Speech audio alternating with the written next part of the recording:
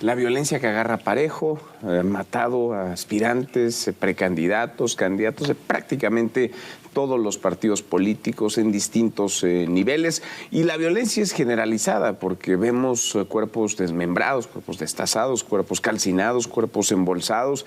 En ese marco, con ese clima, vamos a ir a votar los mexicanos el próximo domingo 2 de junio. Luis Miguel González, ¿cómo estás, Luis Miguel? Buenas noches. Qué gusto, muy buenas noches. Jorge Fernández Menéndez, Jorge. No es Luis Miguel, Alicia, un placer. Buenas noches, gracias. Alicia Salgado. Muy buenas ¿Cómo estás, noches. Alicia? Buenas noches. Pues ese es el contexto, Luis Miguel. En ese contexto, en ese marco vamos, y además conforme pasan los días y transcurren las semanas, se pone más violenta la cosa. Sí, es violencia política en el contexto de violencia no política. Digamos, nos ocupamos ahorita de la violencia los políticos por el proceso electoral, pero hay que decir, estamos viviendo una situación extraordinaria en términos de violencia. Si hubiéramos haciendo la cuenta de activistas de medio ambiente, derechos humanos, también diríamos, estamos en alerta roja. Sí. Entonces yo diría, no hay que perder de vista que la violencia política está ocurriendo en un contexto de violencia que tiene otros adjetivos. Aunque se niega, ¿no? Uno ve, a ver, lo de pesquería en Nuevo León, por ejemplo, o lo del Tultitlán, ¿no? Hay un canal de aguas negras donde aparecen cuerpos o restos de cuerpos en bolsas de plástico. Y parece la normalización, ya no de la violencia, del horror de esa violencia. De los desaparecidos, ¿no? De los desaparecidos. Ya suman más de 200,000, pero pues queremos borrar la cifra y son 90,000. Algo extraño, ¿no? De la noche a la mañana. Decía una de las buscadoras, Ceci, la que es más conocida, ¿no? Ceci Flores. Ceci Flores, que el gran problema no es desaparecerlos de plumazo, el problema es encontrarlos en una realidad cada vez más violenta y pensar en cómo va a ser esta administración o la que sigue para contener algo que los mexicanos tenemos ya metidos en el alma, y es dónde encuentras a tanto desaparecido, pero los encuentras y los encuentras desmembrados, y los encuentras en una circunstancia tal que te hace suponer que pues la decisión de seguridad que se tomó desde el principio de esta administración fue equivocada, porque al final de cuentas no se ha detenido esta ola de violencia, y además la inseguridad y la percepción de inseguridad que tenemos, no de seguridad, es cada vez más alta. El que ronde entre 70 y 80% una población que va a salir a votar para que tiene la percepción de que puede ser asaltado, agredido, robado, ¿qué puedes decir? Inhibe la participación libre, ¿no? Y no solamente en paz, eso. segura, en un proceso electoral. Alguien decía hoy que lo que buscan es impunidad cero. El gran problema es que cuando los ves así, ¿cuántas veces hemos visto desmembrados en todos lados y a cuántas personas hemos visto detenidas? Sí. Y suelen ser las mismas versiones de las autoridades. Hoy que matan al titular del Instituto de Transparencia en Morelos, pues está la condena del gobernador y la promesa de investigar y de llegar a fondo. Y no pasa, mayor cosa. Mira, tú citabas ahora el caso de pesquería. Hoy Claudia Sheinbaum, que va a pesquería, ayer en la noche aparecieron los 10 cuerpos desmembrados, que más una escena dantesca. Dice, bueno, si es un hecho, en otras palabras, es un acto de violencia, pero no tiene nada que ver con mi campaña. A mí me preocuparía, si yo fuera candidato, afortunadamente para mí, para el país no lo soy, entonces... y para fortuna nuestra. Para fortuna de todos. Si yo llego a un lugar donde horas antes, y no es una gran ciudad pesquería, ¿no? Dejaron 10 cuerpos quemados, desmembrados, quemaron automóviles, y decir que no tiene nada que ver con la campaña me parece por lo menos un poco extraño, subestimarlo. Si cuando van, ahora que Alicia hablaba de las madres buscadoras, cuando se refiere a Ceci Flores y dice es más fácil es mejor hacer propuestas que hacer denuncias, críticas. ¿Qué quieren que hagan las madres buscadoras? Si a ti te desaparecen un hijo, un esposo, ¿qué quieres que haga? Tienes 9 años caminando y tienes 9 años con tu padre. Lo menos que puedes hacer es exigirle al Estado, señores, hay 100,000, 200,000, no sé, en este sexenio hay 50,000, vamos a concentrarnos en los de este sexenio. 50,000 desaparecidos de este sexenio, el Estado tiene responsabilidad de buscarlos, como tiene responsabilidad, me asombra porque Claudia, por ejemplo, va con un despliegue muy grande siempre de seguridad, me parece muy bien. y que haya un acto de tal violencia horas antes de que ella llegue a un municipio tan pequeño como Pesquería, debería llamar la atención. Hay un estudio que indica que el 46% de los distritos del país, o sea, la mitad del país, está en una situación muy grave o grave de seguridad. No es que vaya a suceder eso, pero tomemos en cuenta que con que se anulen el 20% de esos distritos se anula una elección. Entonces, imaginemos la magnitud que puede tener la violencia si 46% de los distritos del país, de una forma u otra, están bajo un grado de amenaza. Pero a ver, entonces, ¿esta escala de violencia a la vez ligada al proceso electoral? No, yo creo que sí y no. No la veo ligada en el sentido que, como dice Luis Miguel, hay un escenario de violencia generalizada. Pero también se liga al proceso electoral porque los que dicen que los grupos criminales no votan no entienden cómo funciona un grupo criminal. Puede ser que la bandita de aquí a la esquina no les interese las elecciones, pero a las grandes organizaciones criminales sí les interesan las elecciones. Son ¿quién queda? Grupos de poder. Y hay votan, que entenderlos y votan antes del día de la elección. Claro, votan antes, quieren poner su gente.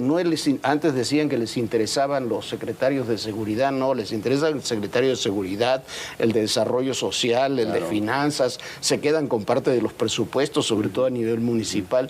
Entonces...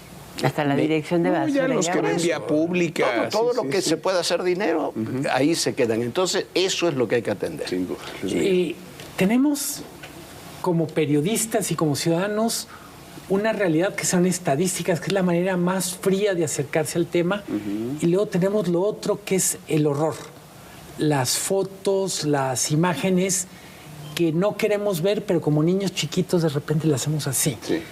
Sí. Entre la frialdad de las estadísticas y el horror de las imágenes oscilamos todos los días. Pienso como comunicadores, pero sobre todo como ciudadanos. Y tengo la impresión que mucho de lo que nos está pasando es cómo hacemos para que lo normal, lo verdaderamente importante, vaya más allá de la estadística, del horror, y podamos continuar. Tú decías el 2 de junio, yo creo que tenemos que ir a votar. No podemos dejar que los malos se impongan sobre la mayoría que queremos que se oiga nuestra voz. Porque también moviliza, ¿no? En términos electorales, y también inhiben... Moviliza e inmoviliza simultáneamente. Moviliza e inmoviliza, por supuesto. Ahora, y retomando... en esos 46% de los municipios, qué difícil. Sin duda. A ver, retomando lo que decías de Ceci Flores, el presidente dice hoy, sí la voy a recibir, pero después de la elección. Porque no quiero que se malinterprete, que utilicen, no sé a qué se refería o no sé si se refiere a ella. Insisto, pues tiene una lucha muy legítima y desde hace muchos años buscando a sus dos hijos desaparecidos, 9 años al menos desde 2015. El tema le incomoda, ¿no? Al final de cuentas, yo creo que esta es una realidad, porque atender a las madres buscadoras y la petición de las madres buscadoras no es de hoy. O sea, de entregar la pala, de ir y tocar la puerta, de hacerlo. Es más fácil tener comparsas que te aplaudan, a tener a alguien que Ella te contestaba, reclame. tenemos necesidades hoy, no dentro de 3 meses. Es eso, creo que la más importante, ¿no? Porque... mira, la desaparición de personas es manifestación de violencia, pero lo mismo es que te asalten en la quincena, a la salida del cajero, cuando vas a retirar un dinero, que te subas a una combi y te quiten tu escaso patrimonio, que es un celular con el que tal vez trabajas, ¿no? Esas cosas están hoy a la luz del día. Yo insisto, el gran problema que tenemos es, no tenemos policía, porque a alguien se le ocurrió que tenía que federalizarse. Tampoco tenemos policía estatal ni gobiernos que se hagan responsables de la violencia en todas sus manifestaciones, porque siempre dicen que es una responsabilidad del gobierno federal algunas clases de crímenes. Ve el caso de Guanajuato. Siempre las zonas de alta criminalidad están ligadas al tema del huachicol. Entonces esto hace que esas separaciones extrañas entre mi área de trabajo y mi no área de trabajo, ¿en qué condición te deja? Pero lo como dices bien, ciudadano? es la delincuencia, digamos, común, la del ciudadano, el que se sube y ya lo han asaltado 5, 6, Y 7 te veces en la misma desaparecen. combi. Y es la delincuencia el crimen organizado también. Es la delincuencia que impone candidatos o que quita candidatos. Son dos tipos de delincuencia diferentes, pero que hacen daños enormes. Las desapariciones es el peor crimen que se puede cometer sobre la víctima y sobre la familia de la víctima, porque es muy diferente que tú tengas un familiar al que mataron, pero por lo menos lo puedes llevar, lo puedes enterrar, lo puedes llorar, puedes tenerlo de alguna forma, darle un fin a esa historia. Una persona desaparecida no le puedes dar un fin, ni sabes lo que le sucedió. Me parece es la historia más terrible. El presidente dice que quiere recibir a los familiares de los 43 y sin sus asesores y demás, y me parece muy bien. ¿Por qué no recibir? Son tan desaparecidos los estudiantes de Ayotzinapa como los de las Madres Buscadoras, o como la organización de Jalisco, que recibió el Premio de Derechos Humanos Rey de España la semana pasada. Sí. Me parece que son cosas básicas de sensibilidad. Lo que me preocupa, la violencia ahí está, la inseguridad ahí está, los datos que dice Alicia, dice Luis Miguel, ahí están, pero me preocupa más que se piense que estamos bien y que se piense que no hay problema y que las elecciones van a estar... Si estuvieran preocupados todos y estuvieran diciendo todos, desde el presidente hasta el último de los opositores, oye, la cosa está mal, tenemos que ver cómo la vamos a solucionar, cómo echamos... Es un tema de seguridad, no de ideología, ¿no? Entonces, eso es lo que me preocupa, que se siga pensando en ciertos ámbitos, no que estamos bien cuando tenemos 180,000 muertos, 50,000 desaparecidos. Cuando te estás peleando con la realidad. Luego hay casos, déjenme detenerme un momento en el caso Campeche, por ejemplo, en donde, a ver, pues Campeche era una entidad tranquila, una entidad que estaba en paz, los mejores números del país, Campeche, segura, con uno de los mejores números, quizá Campeche y Yucatán, no siempre, digamos, encabezando los primeros sitios en materia de seguridad. Y ahora vemos no solamente a las policías y a los policías protestando contra la secretaria de Seguridad muy cercana a la gobernadora, sino contra la gobernadora y a la gobernadora Laida Sansores, burlándose de estas manifestaciones, de estas críticas, de estos señalamientos y de estos reclamos que parecen legítimos. Tenemos, yo diría, creo que pone el dedo en la llaga, Jorge, detrás de esta discusión sobre seguridad está una preocupación de qué tanto tenemos que cambiar el rumbo, qué tanto estamos dispuestos a cambiar. Y el problema de Campeche al que tú apuntas nos ilustra una cosa, unos personajes que tendrían que ser claves para la solución, que son los policías, como personas, pero también como colectivo, son menospreciados. No solo por la gobernadora de Campeche, por la mayor parte de los gobernadores, por la mayor parte de los alcaldes, por la ciudadanía. Tenemos una crisis de valores, aunque suene muy trillado, en donde no reconocemos el valor de personas de las que dependemos mucho, de funciones de las que dependemos. No hay manera de salir de la crisis de seguridad teniendo en tan baja estima económica, social a los policías. Y negando la realidad lo que decías, ¿no? Si no reconoces que hay un problema, pues ¿cómo vas a arreglar? Digamos que hoy se reconoció el Senado de la República, estuvo una discusión muy amplia y completa, interesante además por la cantidad de propuestas y comentarios que se hizo en torno, porque se emitió la ley para crear o para ratificar el Fondo de Seguridad para Policías Municipales. Este fondo que se comprometió desde la reforma que le permitió a la Secretaría de la Defensa asumir funciones de seguridad temporales en materia civil, ¿no? Y lo más curioso es que tú veías las discusiones una tras otra, se crea un fondo pero no hay recursos. Se crea un fondo, pero ni siquiera se establece el mecanismo para fondearlo. Y no hay referencia alguna, es para dotar a los municipios de capacidades de pago, de seguridad social, de un sistema de seguridad pública.